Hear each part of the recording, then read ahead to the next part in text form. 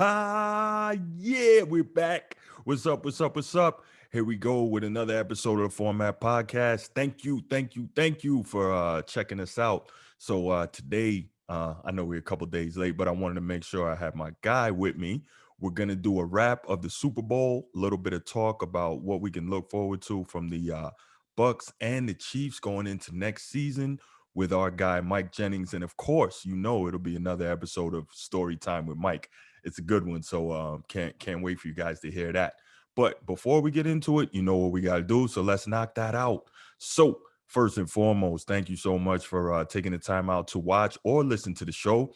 If you're watching on YouTube, make sure you go ahead and click that subscribe button in the lower right corner of your screen and click that bell so you can be notified when new episodes come out and you can stay on top of this content that we're working hard to bring you.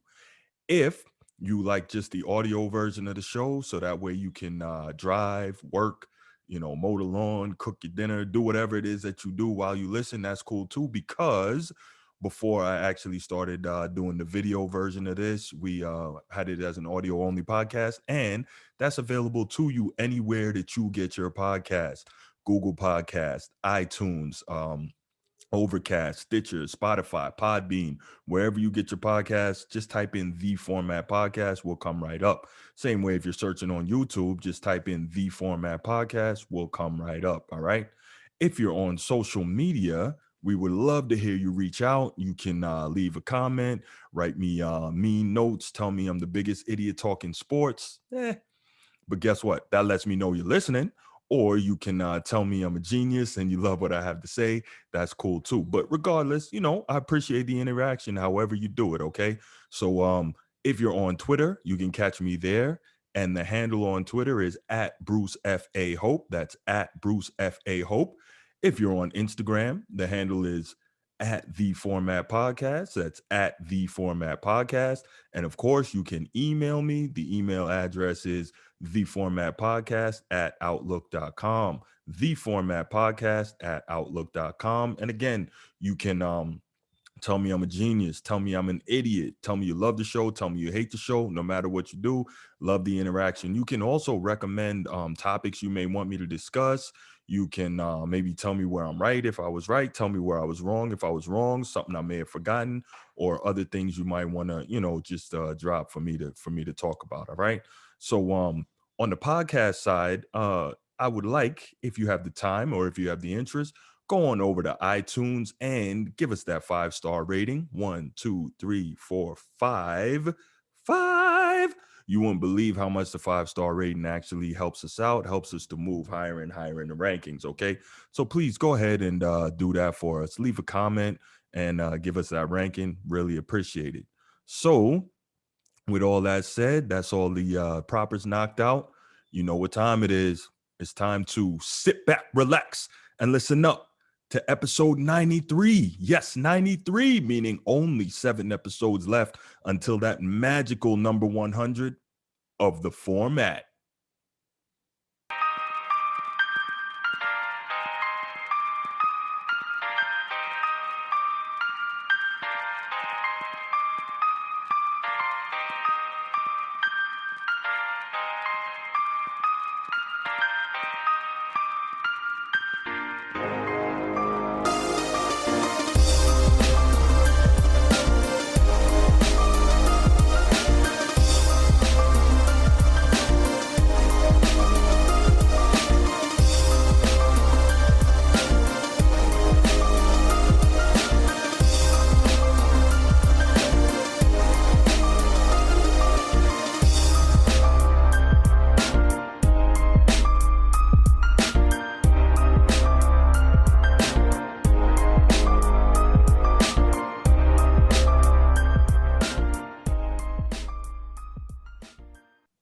So what's up, Mike? How you doing, man? What's up, bro? All It's a right. little rainy outside, you know what I'm saying? But they say it's always a blessing to rain. I'm ready to talk a little bit with you like we always do about this time. You know what it is. What do they call that in Florida? Liquid sunshine? That's what they Yes, call sir. it. All right. So, man, obviously you were down at the Super Bowl last week. You were covering that for the Florida Star, getting a chance to get down there and kind of retouch with some of your memories from your playing experience, but also being on this side of it, the media side, down there taking some great pictures for the paper and everything like that. Um, I know it was crazy, a totally different experience from what you had, with the COVID and everything, and obviously just, being a different time and different teams. But tell me, how did it feel down there compared to when you were there with the Giants in 2007 playing for the ultimate prize? Man, to be real, it was still in the air, man. It was the Super Bowl, man. I was Hmm. very impressed with Tampa and just how they held everything and how the city held the experience and just in the stadium. Um, they only allowed about 1/3 of capacity to get in there, and Hmm. Hmm. I think it was I think it was roughly about 25,000. They say, but this Florida, so I know they let a little bit more slide through. I'm pretty But sure they man, did, it yeah. was it was electric, man. Mm. Me personally, just watching football all year and really not having too many fans, and Hmm. just for that experience, even you could tell from the players, from the interactions, getting that crowd to interact with the game, man, it was cool. Okay. Especially with Tampa Bay being the home crowd, man. It was Right, crazy right. because the guy, he was saying, he was like, I want to know, and we want the whole world to know uh, who has the home field advantage. So they Hmm. asked for Hmm. all the Kansas City Chiefs fans to scream, and then they Okay. asked for the Tampa Bay fans to scream, and it Hmm. was a big difference, dog. Tampa was in the building, baby. I hear that. So, I mean, obviously, you were a player then in 2007 at the Super Bowl, and now you're a media member. Tell me, how different was it? Did being there, even in a different capacity, did that take you back feeling wise, Um, like emotionally?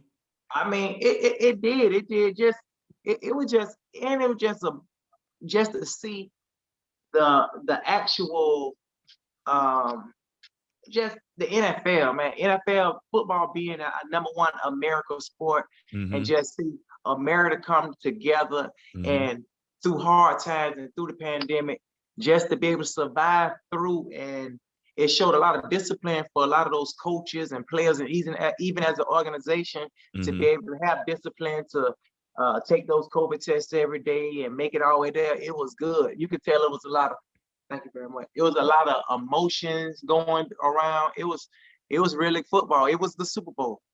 I hear that. So let's move, away from maybe your perspective on it emotionally and your memories and everything, and let's get into the actual game, right? I mean, obviously by now it's about a week later after the game. It's been dissected from every angle, but nobody's talked about it with you yet. So let's get to that. Before the game, you and I got on and talked, and I picked Tampa Bay to win a close one. I didn't pick a score, but I did pick the Bucks to win it. I think you picked the Chiefs. Were you surprised at just how easily Tampa Bay was able to deal with Kansas City? I was shocked because me personally, I've never seen Mahomes Right. like that. I've Yeah. never seen him. It looked to me as if he was shook. And just to be real, I'm gonna always give it from my point of view. Hmm. I always can watch the game better on TV. You know what I'm saying? So even though you can be in there in the moment, it's still a lot that you miss. Hmm. So sometimes I tell people it's always better just being on the sideline, watching through the game.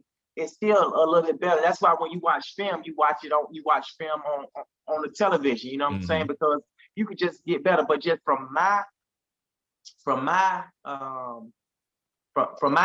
Hmm. test, it was like, man, my home was scrambling the whole time, and Hmm. it was like just like most of the time in anything, like you got people who uh you got the wide receivers, you got the Hmm. running backs, the quarterbacks. These people you see on the commercials, and these are the people everybody want to be, and that's who all they getting all the fame and everything. But this game, I think, came down to the trenches.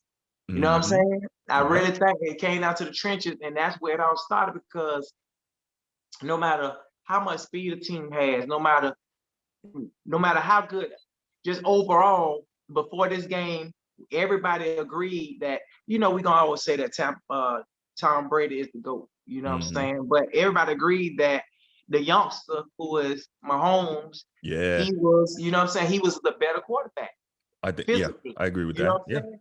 But as we can see, I don't care how good you is. When you hike that ball and you don't got time to throw, baby, Mm-hmm. it is what it is. You know what I'm saying? I hear And that. I think that's where the whole game started. That's what Mhm. the difference was. So would you say that the line play on both sides was stood out to you the most in this game? Yes, that was the difference, the big difference maker. But you know, Mhm. it always come with preparation and um, with the, that just doesn't come with the.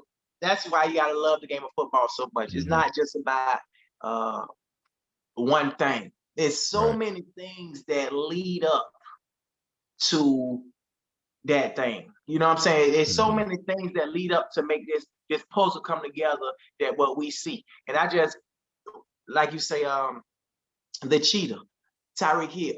And He's so we fast. definitely But gonna guess get to what? him.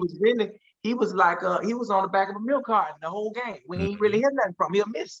Oh And yeah. like you say, it came from that's a piece of that puzzle. It was a little bit of the defensive coordinator. It's a little bit of the I just believe mostly it was that defensive line, dog. Right. They was running their four Yeah. and saying that hey, they was running cover two and running their four Mhm. and saying that we can stop y'all with four rushing four. And Yep. they dominated, dog. Yep. So I'm looking at the game and I'm thinking I think I may have tweeted it right before halftime. I said this game is over because I really felt that way. Because I felt that once Tampa Bay got a lead like that, and then they were able to pin their ears back on defense even more and really get after Mahomes, with a little less fear of the big play because they had a large lead. I thought that was kind of the end of it. And what really surprised me, we always talk about Andy Reid and Eric Bieniemy as outstanding offensive minds, in the game, but there seemed to be very little offensive adjustment at halftime, even with the longer halftime that you get during the Super Bowl. I expected more adjustment. Okay, we came out, we did our normal thing, it's not working, let's tweak this, let's tweak that, right? So uh, with that, I'm asking you, is there anything you feel that the Chiefs could have done to swing the outcome of this game in their favor? Um, I, you know, to be quite honest, Mm-hmm. the way it would look, I don't know what they could have did something, but I could always remember Coach Coffee always call it a midstream adjustment. And Mm-hmm. it seems like that's what Coach Belichick was always the best at. Yes. Um, coming out, they wouldn't even give you everything at the beginning Mm-hmm. because they want to see what you're gonna give them and then go tweak it and midstream adjust. And Okay. Coach Coffee used to always talk about that. Like you never know what's gonna happen during the game. Almost like in life, you always have to be prepared for crazy situations. And Mm-hmm. the Chiefs were not prepared for what Tampa Bay. And I always tell everybody that football is 93% mental. Mm-hmm. You know what I'm saying? Right. And I really think, and I could just tell it was like they wasn't moving the same. Mahomes Mhm, ain't look the same. mhm, Pressure bust pipe, baby, and it mhm. was the big show. And they did not midstream adjust. Just to be real. So looking at it, we saw as we both said, the Bucks were able to really get home with just four. They were able to get home with their front four, allowing the back seven to really do their thing in coverage, allowing Devin White, star linebacker, to run free all over the place and make plays. But what I'm curious about on the offensive side, and not to get into too much X's and O's for the layman, but why do you think that the Chiefs didn't utilize more max protection sets to try and help Mahomes and get him a little bit more time to get that ball down the field? Right. Shoot, they've been they've been almost just kind of like the old St. Louis Rams. They was the Mhm, best show on turf. You know what I'm saying? mhm. They was the show. Right. Just to me, big ever Tom Brady fan I am, and much as I believed in Tampa Bay, Mhm. I still, if I had to call it, if I had to bet my money, I would have said the Chiefs because of how good they was. Right. And that's how they came into this game. And they was pretty much saying, we raw, we gonna keep what we doing. You know what Mhm. I'm saying? We gonna keep what we doing. They were trying to shake it off, but Tampa Bay was ready. So sometimes the bully got slapped in the mouth. That's all I can say. They Mhm. got Mhm. slapped in the mouth, bro. And to your point that you made earlier, I think that's why Belichick is the best coach of all time, because he's not beholden to any one style. Whatever you're doing, he will do the opposite. Whatever you're prepared for, he can, he could switch at, at mid goal anytime in the game and give you something else you're completely unprepared for. So yeah, I definitely was disappointed with Andy Reid's inability to make, and Eric Bieniemy's inability to make timely adjustments in that game to try and swing things. With that said, Tampa Bay was the better team on that day, but one of the big ones I would have done, and obviously I'm nobody, but I would have thought that some sort of max protection sets, keeping a running back in the chip, or if you have anyone, an extra tight end, somebody, to try and slow down that rush. But it is what it is, and now we got what we got. But So we talked about before the game, and you raved about your guy Cheetah, Tyreek Hill, right? We yeah, saw Todd Bowles and the Bucks completely take Tyreek out of the game, probably as well as anyone has since he's been in the NFL. What's your take about how they were able to pull that off? And as a speed guy yourself, how'd you feel about how the Bucks were able to use that deep safety to kind of help control arguably the most dynamic receiving threat in the league? I guess that that just goes down to what I was saying about team and Mm-hmm. football being the greatest sport to play right now, because when you're in the NBA, you got one guy who can really kind of dominate and take over the game. But Mm-hmm. in this game of this X and O's and this football, man, it ain't no one. It's got to be a team effort, man. Mm-hmm. And they came together and shut that boy down. And he wasn't looking the same. Mahomes wasn't looking the same. Mm-hmm. Everybody out there dropping balls hitting folk in the face mask. I Mm-hmm. mean, it is what it is, and that's why you have to give people like Jerry Rice, who Mm-hmm. was not the fastest, Right. but you don't never seen to too many games, especially in a Super Bowl. No matter what, Mm-hmm. he gonna show up and find a way to get open. So that just goes to show, like some people argue about. Even right now, if you see, oh, my motto, speed kills. You know what I'm saying? Mm-hmm. But Mm-hmm. it is some people who argue that and says that you don't have to be. You got the McCaffreys in the league. You got some receivers who was not so fast, but always getting over. Jerry Rice was fast, but he wasn't the fastest. You know what I'm saying? Mm-hmm. He had football speed, but wasn't known as a speed receiver. And he's the greatest of all time. So speed was an avenue for me to make it to the NFL. But proof in the pudding, sometimes, shoot, you got to be a football player over just being a speedster. I hear that. So if you're Andy Reid, what do you tell that team, especially Pat Mahomes, your young star, in the locker room after that game? And also, as a side note to that, what do you focus on in this upcoming NFL draft? And I mean, even though they had a bad game, you can't take nothing away from the Chiefs, man. They're a great organization.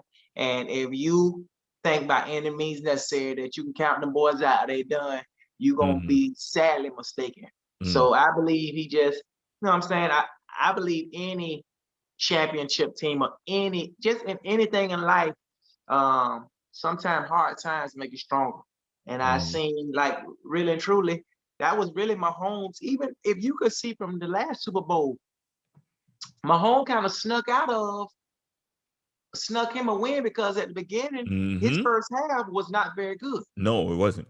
It wasn't very good. So it seems like this time he really couldn't dig himself out of this hole. So for the first time, we kind of seen the great team fall down and get beat up. It's really the most they didn't even score a touchdown. You know what I'm Right. saying? I And believe all that's they the first time since he's been in the NFL that he's been held without a touchdown. Yeah, man. I mean, and it's so. I think it shows a lot of character, and I think it's good looking forward. They should be challenged and look forward to coming to next season to show what they can do again. And true with that draft, man, uh, they got so much, but we can already see that. I think they should go ahead. One thing that they should focus on is that offensive line. Mm-hmm. You You know what know, I'm saying? Beef that up and maybe just come and I believe that Eric Bieniemy is still one of the greatest coaches in the yes. NFL, and I'm pretty sure that he's gonna take it personal from that loss. I think the whole team will, and I really think they'll bounce back. Don't be surprised to see uh, a rematch next year. I won't be surprised at all. This is gonna be a very exciting season next year. So what I'll Next year. say about that's interesting. I mean, you got a lot of valid points, but I'll point back to Dan Marino in 1984. He's coming off the record-setting season, I think in his second year. Was it 48 touchdowns or something like that, and 5,000 yards passing, records that stood for like next 20, 25 years. But everyone thought after he lost to the 49ers in that Super Bowl, everybody thought, okay, he'll be back. He never got back. And I'm not saying Mahomes and the Chiefs won't get back. I'm saying, and this better than anybody, man, when it comes to football, you can't take it for granted. Man, Totally man, different game. it's man, you absolutely right. But it's gonna be exciting, man. It's a lot of moves getting made right now in the Oh, yeah. NFL, man. Even JJ JJ Watt, Watt. Yep. he just got out, man. It's exciting. You see, Yeah. I'm repping my boy. I can't wait. You know what I'm saying? Y'all repping them guys. Man, I can't wait, baby. Y'all count on the side, but we got something to prove. Yeah, Okay. man. Well, we'll talk some more about that next week. We'll definitely get into that next episode. But for right now, we're gonna continue wrapping the Super Bowl. So I feel like Kansas City's been fairly lucky, at least up to the Super Bowl in terms of not having key injuries to key personnel, right? But in the NFL, like we just talked about, eventually the injuries are gonna catch up to you. You can't avoid injuries forever, and so does free agency, right? You can't keep teams together forever anymore. And it's hard to keep a quality roster together, to make these multiple consecutive runs at a championship, which is, as a side note, why it's so impressive what the Patriots were able to do over their 20-year stretch of dominance. But um you briefly mentioned it. Do you see the Chiefs winning the AFC for a third straight season and getting back to the Super Bowl next year? Because you're going to have other teams that are going to play well. If Tennessee makes improvements, who knows what they can do. Cleveland looks really good if they can avoid the injury bug and Baker Mayfield keeps growing. Baltimore, they look good. They should be able to keep their core intact if if Lamar Jackson continues to develop, in the passing game. That could be another dangerous one. The AFC is loaded. Do you see Kansas City going and winning it for a third straight season? It's wide open, man. But right now, I still, with what I've seen from them, I still can't count them out. If, Mm-hmm. like you say, I'm not a man who like to go on ifs. I'm always go with my gut. I don't bet off Mm-hmm. emotion. I don't talk off emotion. If I had to call it right now, I would still have to go with the Chiefs in the Mm-hmm. AFC until somebody showed me different. Okay. Because you talked about Baltimore, but as of right now, I am a Lamar Jackson fan, but he hasn't showed me right now in the playoffs. You Mm-hmm. know what I'm saying? Mm-hmm. So they have a lot. Buffalo. Man, when I tell you, I'm gonna tell you something real. I have never, to Mm-hmm. this day, when they talk about that Bills Mafia, they is serious about that Bills Mafia. When I tell you, it is so many hurt. I'm talking about took it to the heart. Bills fans who really was hurt by not being in that Super Bowl. Mm-hmm. And I really believe if you looked at the end of that game, the wide receiver, what's the wide receiver from the Bills name? His name is he caught the touchdown pass with the bike. Yeah. Okay. Stephon Diggs. Stephon Diggs. Thank you. I can't believe I forgot that. Stephon Diggs. Mm-hmm. At the end of the game when the Chiefs were celebrating, he Mm-hmm. took his time, he took his helmet off. The whole team went in the locker room. Mm-hmm. I saw That that. boy stood outside Mm-hmm. And and watch their he celebration. soaked that thing up. You hear me? He Mm-hmm. soaked up all of that. So I just want to put a warning out there. Them Chiefs, they got a serious football coach up there. They are very excited. They finally done won a playoff game and made it that far, and they are Mm-hmm. going to be something to deal with. They can make some moves and do some things next year. So watch out for them Bills. Mm-hmm. Yeah, Yeah. that's what I'm saying. That the AFC is going to be dangerous. Right now, I can't even pick. I mean, I have to see, the draft and free agent moves and all that. But right now, the AFC is going to be tough for Kansas City to think about, a third straight run. And you got to look at it too. Maybe teams may actually have somewhat of a blueprint on how to deal with all that speed. Now, you have to have the personnel to be able to execute the blueprint, but a lot of defensive coordinators are going to be watching the film of the Super Bowl on what Todd Bowles Yes. did and try to mimic that. So we'll see what new wrinkles Andy Reid is able to add during the offseason to kind of catch these defensive coordinators off guard because they're already studying. So all right. So same question for the Bucks, right? Somebody's probably going to pay Shaq Barrett a whole boatload of money. Over the last 2 years, he's got 28 sacks, right? Somebody's going to probably throw money at Chris Godwin, try to make him their number one receiver, or maybe pair him with another number one receiver, 1A, 1B type situation. Do you think they're going to be able to keep that team together for the most part and make a run at going back to back? Brady's going to be there. He's probably going to want AB there. I think Gronk said he's going to come back. Obviously, Mike Evans, he's not going anywhere, but you're going to probably lose, key personnel on defense. And where are you on that? Bro, I just want to know, was you paying attention? Did you see Tom Brady throw that Super Bowl trophy from the boat over to? I saw it. That was crazy. Do you see the vibe that's going on in Tampa Bay right now? It's if crazy. You see the vibes, yes, it's a lot of people just with free agency of everything. People gonna go get their money, right? But just like right now, I just seen the running back. It was a veteran running back from Washington Redskins. And now Adrian Peterson. Adrian Peterson screamed out already. Guess who he said he want to play with? Yeah, he said he want to go down there and play with Tom and get a chip. Tom Brady. He wants to. Yeah. So I think he's in Detroit now. Yeah, but yeah, he said he wants to go down there. Now, but not just him.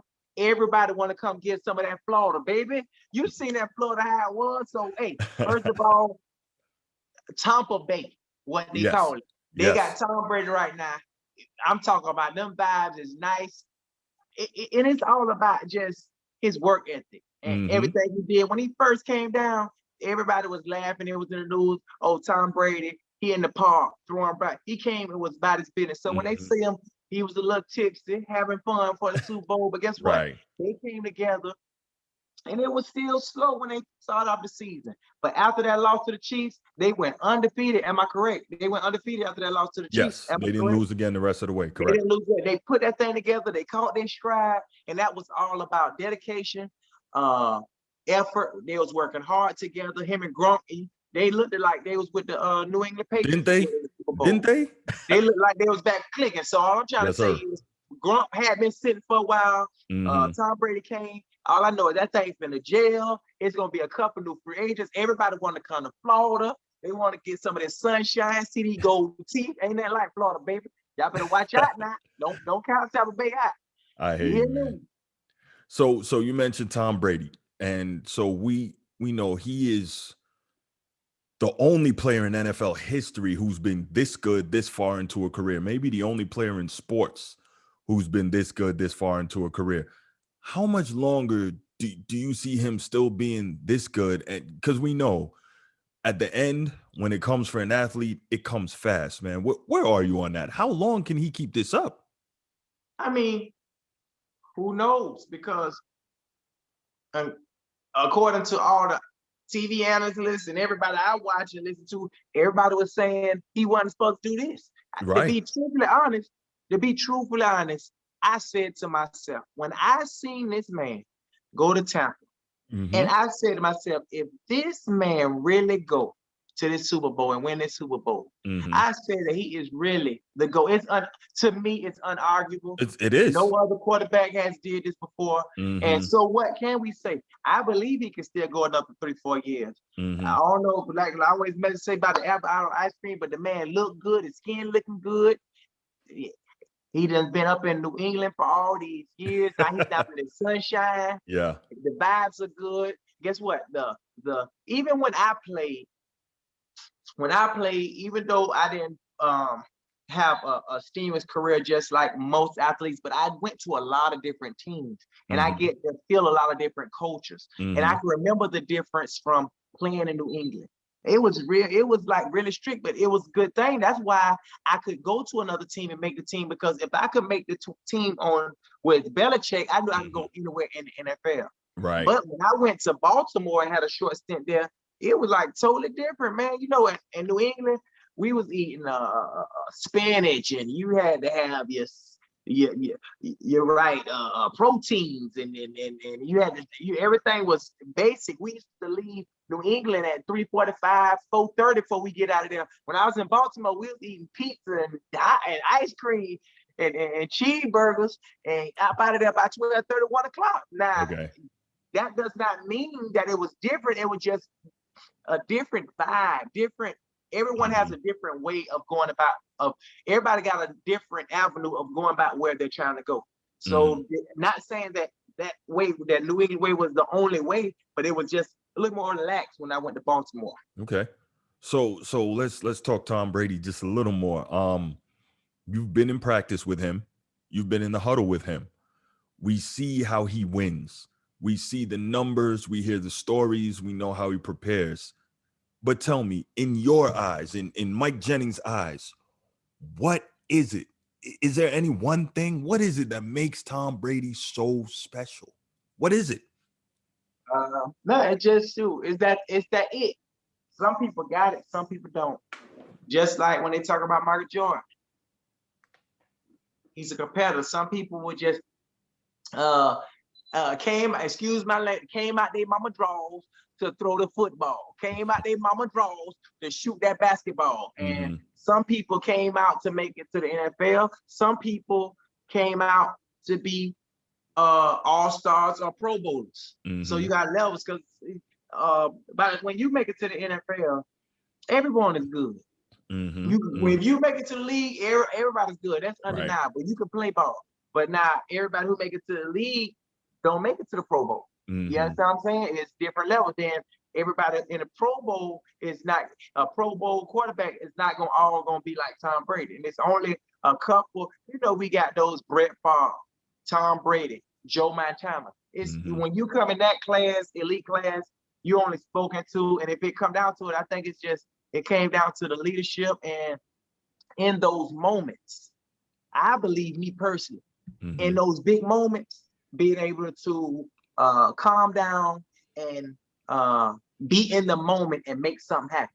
You know what I'm saying? Just like I was saying, as being a leader with the Tampa Bay Buccaneers, it's a difference with some of them players, and you going into this Super Bowl game, and then all of a sudden you look in the huddle, and Tom Brady is looking at you, and he's been there, and he's done that, and you know who you lead. It's going to give you a different confidence. I keep telling everybody, football is 93% mental. So now, on your mental state, I got to go with me, and let's go on to win this thing. And it showed, because the whole Buccaneers team, we had a lot of young players in Tampa Bay, especially on that defense. Just all these players coming, when they came out, when they was out there, they all kind of looked like they took on the leadership of Tom Brady. You understand what I'm saying? They look like they took on his persona, that we're champions. They looked it like a championship team. Awesome. Well, Mike, thanks so much for the breakdown of this game and those two teams, and a little bit of what we might have to look forward to in the future with them. But now it's about that time to give the people what they've been waiting for. You know what it is. What are you talking about? You ready to run? Hey, trying to run. Hey, I'm always about running my mind now. There you go. It's another edition of Story Time with Mike. Give it to him.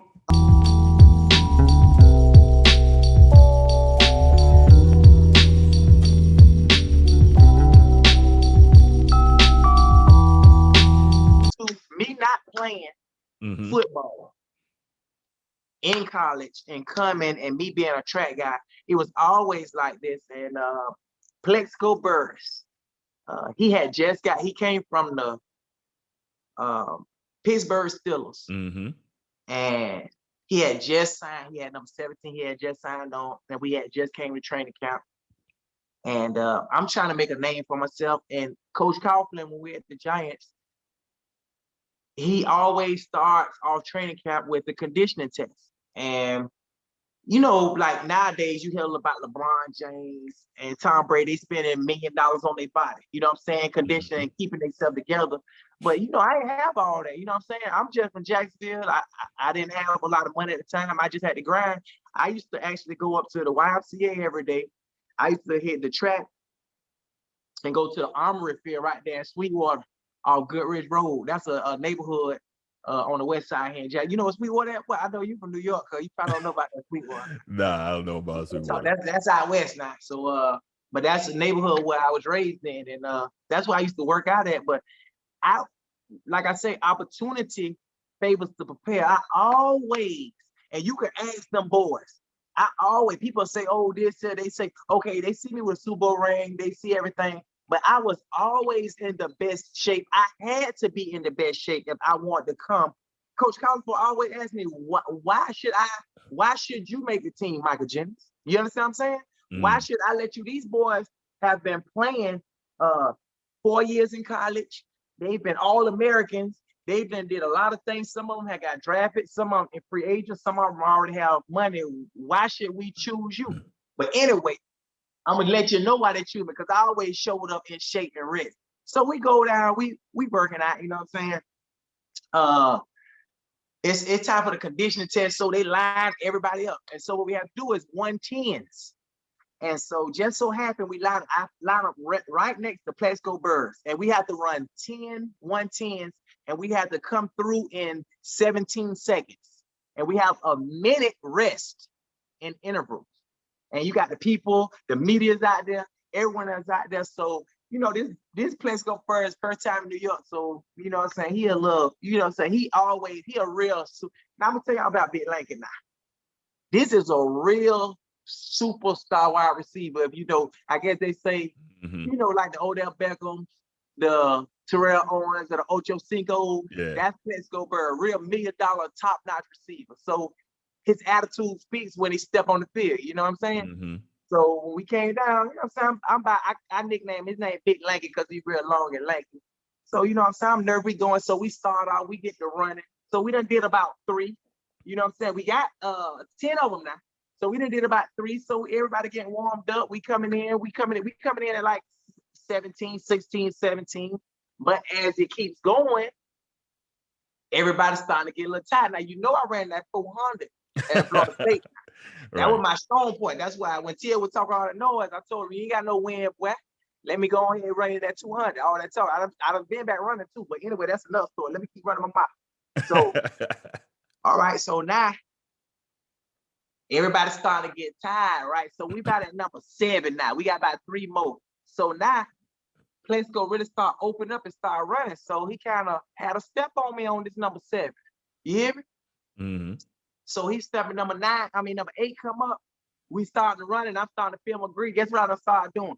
I started to see people dropping their head, they get tired. I started singing. They was like, who down here singing when he goes to? I start, if you think you lonely now, ooh yeah, wait until tonight, girl. I'm talking about out there on the field, cuz. So everybody else, they down there breathing. I'm down there singing. I'm starting to get amped up. So this is the last one. It's our last one. I still remember. We take off. They blow the whistle, brother. We go down, touch the line. I cross the line.